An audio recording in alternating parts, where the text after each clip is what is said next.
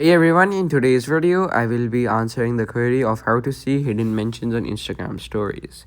So, yeah, the short answer to that query is that without getting your ID banned, you can't see one because if you want to see some, you will need to install some apps from the App Store that I think are banned now, and you will simply search for them. You can see that there's an app I knew of that is now banned, so you can't view the mentions of someone else that they put on their stories, but you can put mentions on your own stories by clicking on this option and simply searching for the person you want to mention, and yeah, just simply clicking on this button and just simply clicking on add after doing that.